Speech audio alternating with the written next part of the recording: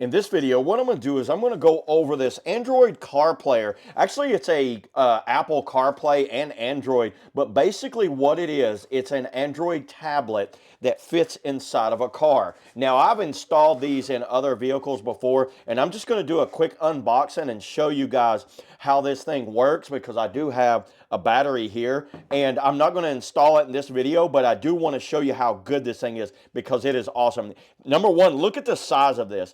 This thing is probably, I don't know, what, 10 inches from end to end there? That is a massive kind of tablet. Because really what this is a tablet that goes inside the vehicle. And it'll play YouTube, by the way. Here's all of the connectors to it. You will have to get the connectors that connect to your vehicle and will be programmed up to whatever phone you use, whether it's an Apple iPhone or an Android Auto. You have a USB-A coming out of it so you could plug directly into it. You have a backup camera, so you do get a full-on backup camera that will have to be ran and installed there. You get these brackets right here. So these are just your basic brackets that will screw in just like this. And these will, and it kind of accommodates a lot of different vehicles. You might have to try to work with it and get it to work because obviously to fit every vehicle is not going to be the easiest thing to do. But these basically screw in there, then screw into the side of, inside where the radio housing is. Now this right here is to install a, say like a amp. So if you've got an amplifier coming out or something like that, it's got all of the connections for that. There's the video. And then you've got the mic in. So this would be run an external mic, which I don't think the mic's with it. I didn't see a mic come with it. I think it has a built-in microphone on it. So that will work on that.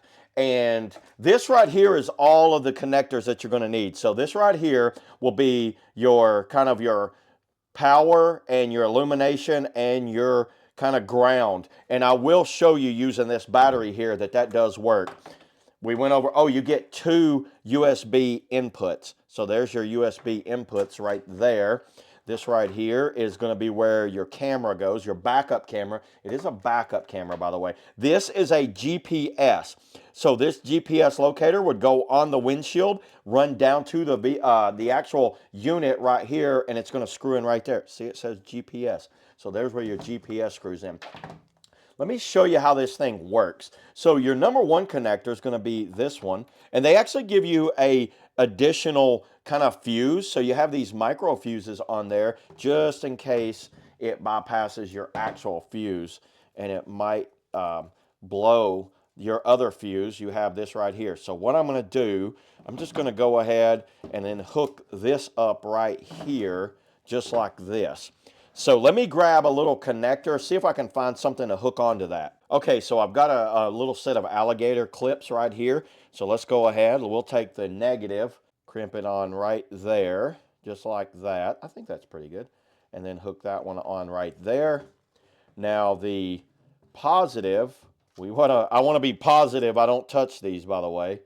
So the positive I'm going to put right down there. Now, as soon as I hook it up, you guys watch what's going to happen. It's going to go through its setup right here. I'm going to try to just hold it in my hand. Okay, so now that I've got it hooked up, I went ahead and taped these off so they don't touch.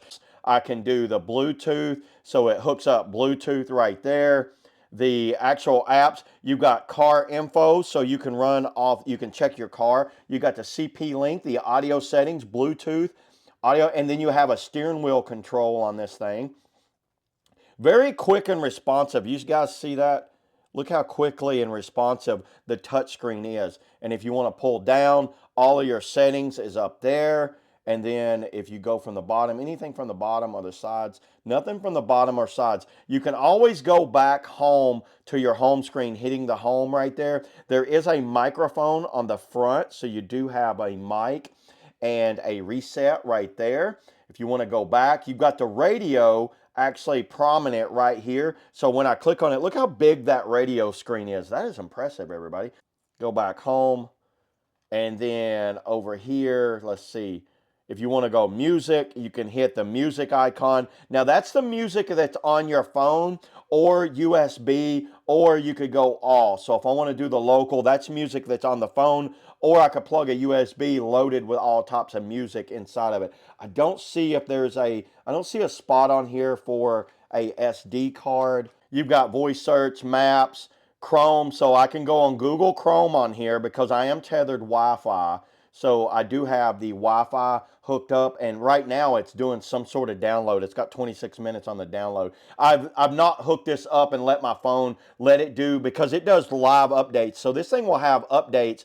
So the software could change just like an Android tablet or phone. If there's something better, it will actually update itself. Everybody, I think this is something great for anyone that just wants to have a more modern, updated interface in their vehicle, whether it's, you know, an older vehicle or even a newer vehicle, because a lot of the newer vehicles, they restrict a lot of things you do. And I love the fact that, you know what, I can play YouTube and watch YouTube videos. Maybe not while you're driving, but just watch YouTube videos while you're camping or sitting somewhere and just hanging out. So yeah, there it is, everybody. That's all I got on the Android CarPlay in dash. See y'all in the next video.